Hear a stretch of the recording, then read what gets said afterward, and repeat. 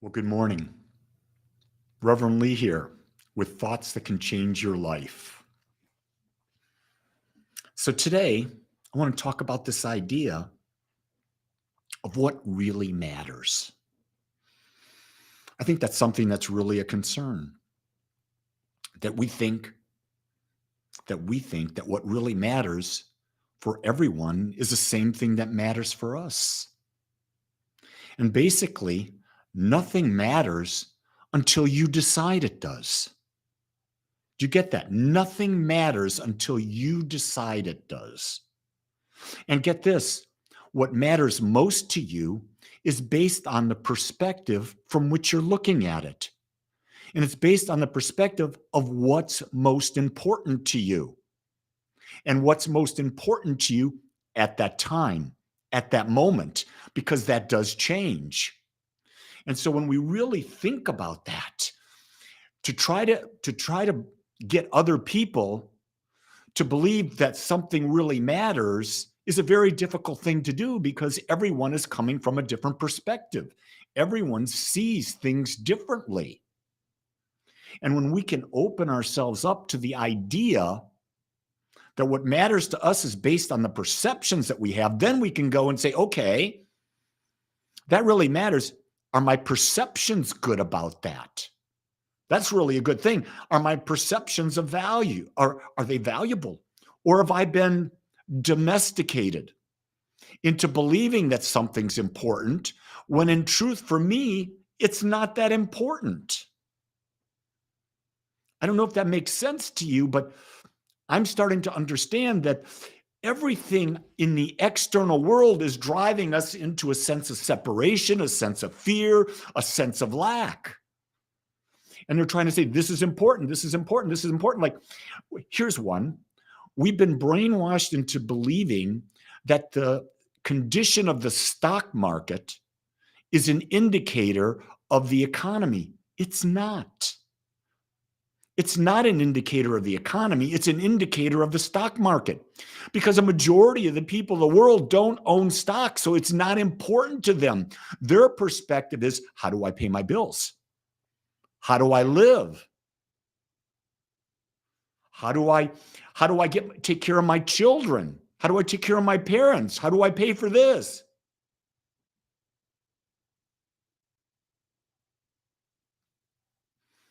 Collections Guru says, allowing for the seeing of how connections will love you through what they're allowing you to see and how they are loving you through movements of how they are placing you, following, pull. Thank you.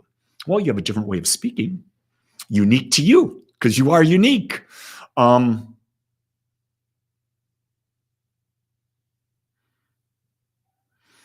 What I understood from that is, how aware are you?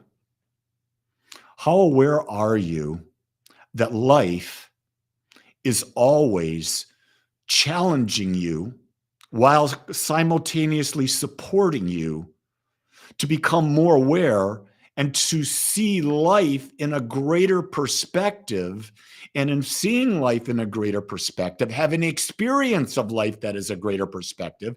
And with the greater experience, we can experience even more from that because the amount of experience we have becomes our baseline. And from there, we go up. So if someone's got a baseline, let's say 40, 50 degrees below you, you can't expect them to see what you're seeing because they're in a different level of awareness. Not better than, not worse than, just different. Corey says, in intimate relationships, communications is one of my top needs. I would probably say it's one of my top values. You don't need it. You choose to have it. It's already within you. You just got to choose. It's one of your values. It's what you value about an intimate relationship, or a value about a relationship is intimate communication. Communication that's open, honest, authentic. A communication that is not dealing with games. There's too many games being played today. My wife will tell you that she's probably never met anyone as direct, as blunt as me. And she says The bad part of that is you're direct and you're blunt. The good part of it is she never has to guess where I stand. And I don't mean being direct and blunt is bad. I do it kindly. I do it nicely. I don't do it to hurt, but I just don't have the time.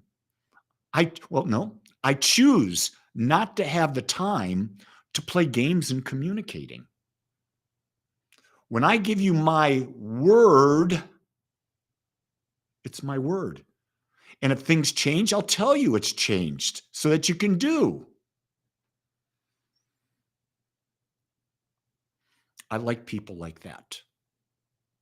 The people that get closest to me, that I allow to be close to me, are the ones that we have open, honest, direct communication.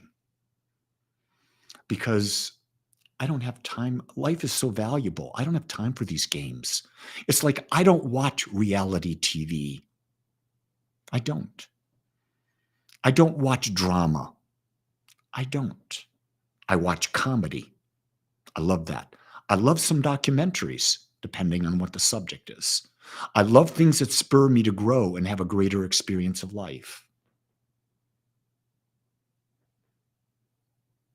Gracie says, people who play games want something from you. They do, and they're probably manipulators. They don't realize that their power is inside. They think the power is coming from something outside of them, so they feel they have to manipulate and they have to play games. And why waste your time? Think about this. You're listening to me right now. I'm in my 7th minute of talking. You've given me 7 minutes of your day. That's 7 minutes of the most valuable thing that you have. The most valuable. It's more valuable than gold and diamonds and Bitcoin and stock. Your time is your greatest gift. Choose to use that time wisely. Listen to people who are on a high vibration, a vibration that you feel comfortable with, a vibration that you want to be with. If you're loving my talking, you ought to check me out for morning meditation. 7 a.m. Central Time, every morning on Zoom. Just go to Agape Spiritual Center. The Zoom link's there. I see some new people out there today. Collections Guru, I haven't seen you maybe once before. Grace, I haven't seen you before. D, I'm not sure I've seen you before. You might have been out there, but you didn't check in. That's why I know. Sherry, thank you for that compliment. And Sherry, it's not that I'm helping you grow. I'm posing ideas, and you get to choose how you use them or not use them. Because here's what I know, Sherry, you are the master of your life. And you got freedom to choose. And just like everybody else is the master of their life, and they've got the freedom to choose. Where are you going to put your attention? Where are you going to put your energy? Does it really matter? It's like last night, I did some meditating, and I came upstairs, and my son says, Dad, you want to know what's going on with the Cowboys? I said, not really. Why? Because the Dallas Cowboys don't really matter to me. If I were on my deathbed right now, would I care about the Dallas Cowboys? Heck no. I would care about life. I would care about telling people that were closest to me how much I love them. Not that I don't do that now. I would care about how do I squeeze more of this life into my experience in the time I've got left. That's what matters to me, not the distractions that we're surrounded by in life. So, what matters to you? If I watched your life, I could tell. Would you want me to watch your life? Would you want anyone to watch your life and really understand what matters to you? Or is it time to start asking the question, what do I choose consciously to matter most to me? I leave you with that. Until tomorrow, make it a great day and know that you are loved.